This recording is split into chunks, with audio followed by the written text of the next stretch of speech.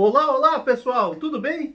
Hoje vamos fazer a correção da aula 6. Isso aí, a aula 6 que falava sobre relevo, as formas dele, né? E também a classificação do relevo brasileiro. Isso aí. Então vamos lá. Exercício número 1 da FUVEST diz assim, ó. Do ponto de vista tectônico, núcleos rochosos mais antigos, em áreas continentais mais interiorizadas, tendem a ser os mais estáveis, ou seja, menos sujeito a abalos sísmicos e deformações. Então, quanto mais para o meião, menos sujeito, né? Em termos geomorfológicos, a maior estabilidade tectônica dessas áreas faz com que elas apresentem uma forte tendência à ocorrência, ao longo do tempo geológico, de um processo de. Então, essas áreas aí que são menos sujeitas a processos tectônicos, que são menos sujeitas a terremoto, o que elas vão apresentar? Alternativa A, ó, e já é, né? Alternativa A diz assim, ó, um aplainamento das formas do relevo, decorrente do intemperismo e da erosão. Então, esses lugares, né, do qual ali o exercício se referiu, começam a ficar cada vez mais planos. Por quê? Porque o que vai agindo ali? Só a erosão, né? O passar dos anos vai erodindo, erodindo, erodindo e vai ficando cada vez mais plano. Então a alternativa A está correta. A B está dizendo assim, ó, formação de depressão absoluta gerada por acomodação de blocos rochosos. Gente. Imagina, depressão absoluta é uma depressão abaixo do nível do mar. Então, do nada, o lugar vai ficar um buracão enorme. Não, né? A C, formação de cânions decorrente de intensa erosão eólica. Poxa, haja erosão eólica, né? Para formar um cânion. A D, formação de desníveis topográficos acentuados, resultante da sedimentação de rios. Né? Sedimentação de rios? Seria um assoreamento, será? Tá meio estranho. A E, geração do relevo serrano, associada a fatores climáticos ligados à glaciação. Meu, esse glaciação ficou bem forçado aí, né? Então, essa aí é a alternativa A mesmo. Agora, a 2. As formas de relevo da superfície terrestre são resultantes da interação de duas grandes forças. A endógena, que é interna, né? E a exógena, que é externa. E aí tem um mapa ali. Esse mapa, só de olhar ele ali, ó, já dá para ver que ele é a classificação do relevo, né? Porque o exercício fala de relevo. E como tem várias cores ali, né? Várias tonalidades, várias formas, dá para ver que é uma classificação mais apurada, uma classificação que dividiu em mais partes. E aí vocês já lembram das classificações do relevo brasileiro. A classificação do Haroldo de Azevedo lá foi aquela que dividiu em poucas partes o relevo. Não é tão assim que nem esse, né? A do Assis Absaber também foi poucas, né? Foi só um pouquinho mais do que Haroldo. E o do Jurandir Ross dividiu em 28 partes. Então eu acho que essa aqui dá pra perceber que é a classificação do Jurandir Ross. Daí, baseando-se no mapa ali, que está dizendo mesmo, né, que é do relevo brasileiro e tal, é para a gente ver se está verdadeiro ou falso as preposições, né? Então a 1 diz assim, ó, no mapa, as porções do território mais escuras correspondem às depressões. Não, porque a gente sabe que no Brasil tem mais planalto que planície, né? E depressão também não tem mais, não. O que tem mais mesmo é planalto, né? E está dizendo ali que as estruturas geológicas remontam à era pré-cambriana. Pré-cambriana são as serras do Brasil, né? E alguns planaltos, não depressão. Então tá errada essa. A 2. No mapa, as porções do território mais escuras correspondem às planícies. Não. Tem mais escuro do que não escuro, né? Então não pode ter mais planície que planalto. Então tá errado. E ali diz ainda que é dobramento moderno, tá dizendo ali, né?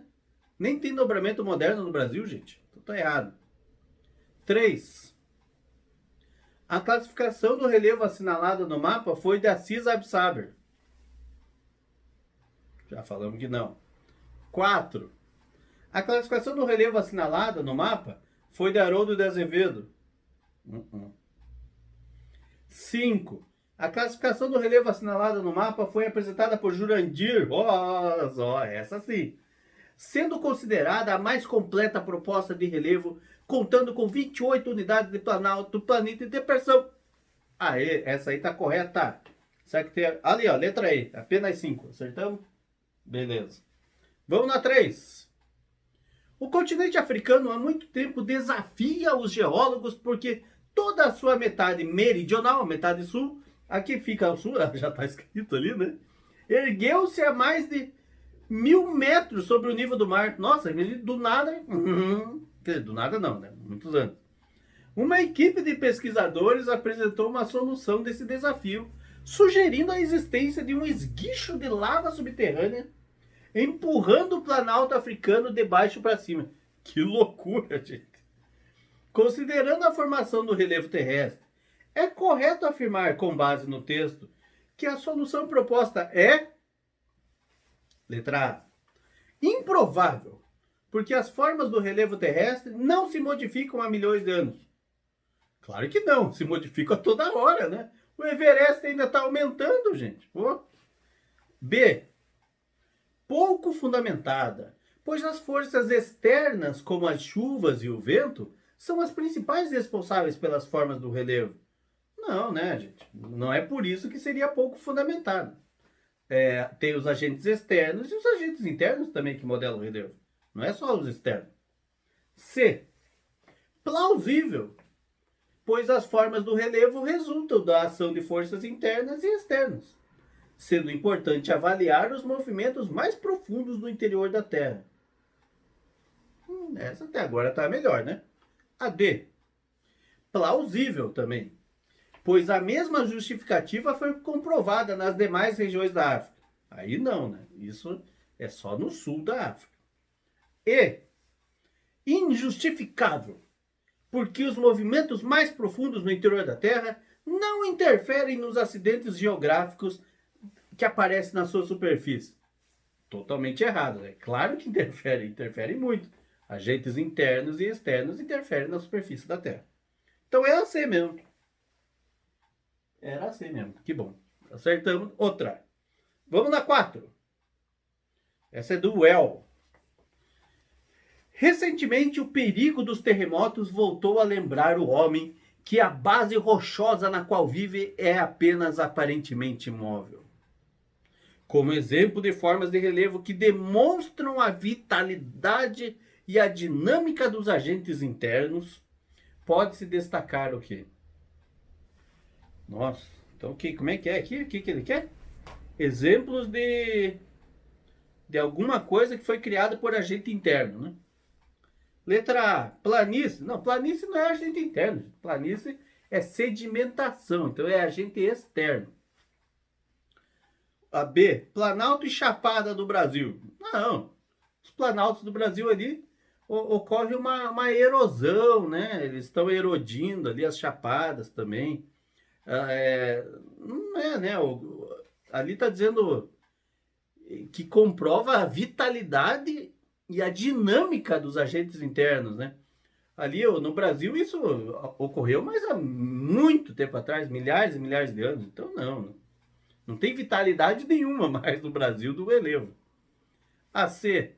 As cordilheiras do oeste do continente americano. Cordilheiras do oeste dos Estados Unidos. A gente sabe que no leste dos Estados Unidos tem os Apalaches, que é tipo as serras do Brasil que estão erodindo. E no oeste dos Estados Unidos tem as montanhas rochosas, que são bem altas e ali tem sismos, né? Tem abalos tectônicos ali e tal. Então, essa aí pode ser. E a D, o desertos e chapadas do continente africano. Não, deserto não, né? Nem chapada. E a E fala planície de novo. Então é assim mesmo. São as rochosas. Dá uma olhadinha, pesquisa no Google lá. Quero ver o relevo norte-americano. Você vai ver que do lado oeste são as rochosas onde ali as placas tectônicas se chocaram, enormes montanhas, e do lado leste a gente tem os Apalaches, que são um pouco mais desgastados. É assim mesmo, né? Isso. Agora 5. Para a atual proposta de identificação das macrounidades de relevo brasileiro, elaborado por Ross, ali quase em 90, foram fundamentais os trabalhos de Absaber e os relatórios e mapas produzidos pelo projeto Radam Brasil. Então ele se baseou no que tinha vindo antes, né? E também pelo projeto Radam Brasil. Ross passou a considerar para o relevo brasileiro, conforme as suas origens, as unidades de planalto, depressão e planície. Então ele começou a olhar as origens das coisas para delimitar ali o relevo brasileiro. Quais as unidades do relevo que, de acordo com a gênese, segundo Ross, são resultantes da deposição de sedimentos recentes de origem marinha, lacustre ou fluvial? Marinha do mar, lacustre lago, né? Fluvial rio. Deposição de sedimentos, então é sedimentação. Letra A, planícies. Eu acho que sim, né? Planície não é uma bacia sedimentar? A B, depressão. C e D é planalto, daí não. E E, depressão absoluta. Nem tem no Brasil isso, gente. Então é A. É a A mesmo. Essa tava um pouco mais fácil. É que o enunciado é meio difícil às vezes, né? Só que daí depois o que tá pedindo é fácil. Agora vamos na 6. Estruturas geológicas são diferentes tipos de rocha e de minerais que compõem a litosfera. Então, quando a gente diz estrutura geológica do Brasil, o que é? Aqueles lá, 64% sedimentar, 36% cristalino. Né? A respeito da estrutura geológica do Brasil, é incorreto afirmar que... Aí, não esqueça das feras, né? Litosfera é a mesma coisa que crosta terrestre. Aí a gente tem biosfera, né? Onde tem a vida. Atmosfera é o ar. Criosfera, onde que tem o gelo. Barisfera é o núcleo da Terra. Hidrosfera são as águas. Né? Não esqueça dessas coisas, dessas feras todas aí, né? Aí vamos lá, então. O incorreto é para dizer... O A. O território brasileiro é formado fundamentalmente por duas estruturas. Maciços antigos e bacias sedimentares. Isso aí. Os maciços antigos são as estruturas cristalinas. Então tá certo essa. Então não vou marcar. A B. A base estrutural do nosso território é de natureza cristalina, portanto muito antiga e rígida. Isso mesmo, a base é toda cristalina. Isso aí. Então não vamos marcar. A C. Os afloramentos superficiais do embasamento cristalino só representam 36% da superfície, né? Ao passo que as áreas sedimentares representam 64%. Nossa, o que acabamos de falar, né? Tá certo isso aí também. Tá bem boa essa C, né? Faça um asterisco na C para você estudar ela depois. A D. Os terrenos formados na era proterozoica são de grande importância porque geralmente são associados a jazidas de minerais metálicos. Muito bem. Né? Na era proterozoica ali, trata-se de terrenos cristalinos, onde que a gente acha minerais metálicos. Né? E a E, só pode ser a E, então, que está errada. Né? A E diz assim, as bacias horizontais... Gente, até esse termo está meio estranho. Procure bacias horizontais no Google para ver se você acha. A gente sabe que as rochas, elas têm uma estratificação horizontal, né? Agora, bacia horizontal apresentam camadas dispostas horizontalmente ou quase, o que evidencia a atuação de agentes internos, gente. Essa tá bem estranho, né? Bem estranho mesmo. Então, por eliminação, você fala, pô, sabe, essa aqui eu não vou marcar não, né? Quer dizer, vou marcar porque tá errado. As outras estavam tudo certo, né? É isso mesmo, mano. Então a E tá furada, né? Agora 7.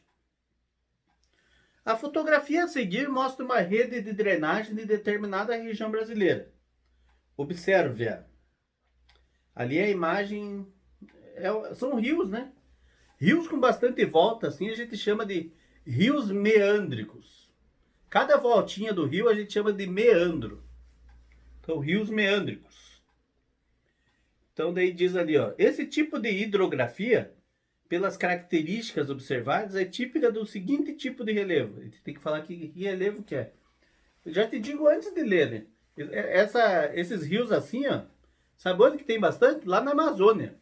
Nas planícies amazônicas, ó, que é a maior planície do mundo, né? E daí, quando é uma planície que tem bastante rio, como é que chama rio? Não é fluvial? Coisa de rio? Então é uma planície fluvial. Agora vamos ler se tem ali. Ó, a letra D, ó. Será que é? É, ó. Então, planície fluvial.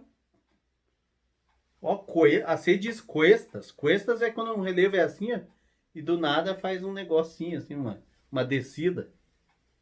Tipo um quarter de skate. E daí a A faz paisagens geomorfológicas flúvio apalachianas. Meu Deus do céu, olha, acabei de falar para vocês, né, com a Apalache lá nos Estados Unidos, não sei o quê. Aí a B diz planalto cristalino, nada a ver também, né? E a E diz maciços residuais. Maciços residuais são terrenos cristalinos também, né? Não parece ali uma... Não é uma planície. Então... E agora 8. O relevo correspondente às formas do terreno que foram moldadas pelos agentes internos e externos sobre a crosta terrestre. Então, relevo é isso aí mesmo. Né? Relevo são as formas da crosta. Cada forma de relevo corresponde a um estado da atuação desses agentes, dos agentes internos e externos. Né? Analise as proposições referentes ao relevo. Então, vamos ver, é para dizer o que está verdadeiro e o que está falso ali, acho, né? Ah, não, diz ali, assinale a alternativa correta. Vamos ver quais são verdadeiras. A 1 diz assim: planalto é um compartimento do relevo com superfície irregular e altitude superior a 300 metros, onde predominam processos erosivos. Tá certo isso aí. Você veja que tem lugares que consideram 200 e lugares que consideram 300, tá? Então não se liga muito nesse número. A 2. Planície é a parte do relevo com superfície plana e altitude igual ou inferior a 100 metros, onde predominam os acúmulos recentes de sedimentos. Isso aí também. Não se liga nos 100 metros, nos metros não se liga muito. Se liga no erosão e no sedimento. Planalto, erosão, planície e sedimento. 3. Depressão é uma fração do relevo, então um pedaço do relevo ali, mais plano que o planalto, onde predominam processos erosivos com suave inclinação e altitude entre 100 e 500 metros. Então é uma fração do relevo. Vamos ver aqui então. Será que está certa essa, gente? Deixa eu ver, depressão é uma fração do relevo mais plano que o planalto. Pode ser, né? Onde predominam processos erosivos. A depressão acaba erodindo mais por causa de deslizamento e tal. Com suave inclinação e altitude. Beleza.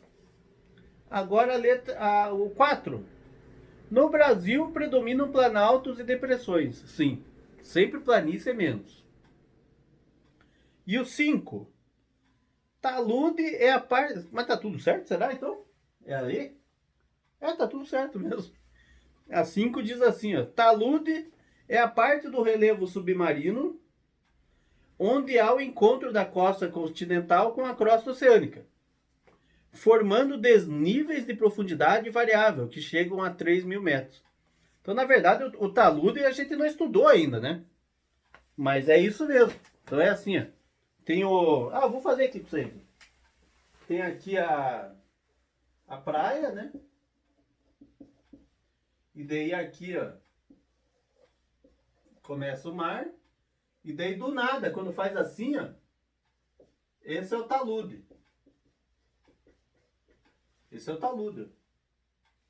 E daí aqui já é fundo do mar, né? Já é outra região, como diz ali na alternativa. Então é isso aí, gente. Dessa maneira, nós terminamos a correção aí da aula 6. Espero que você tenha acertado a maioria. E te espero numa próxima aula. Um abraço e até mais!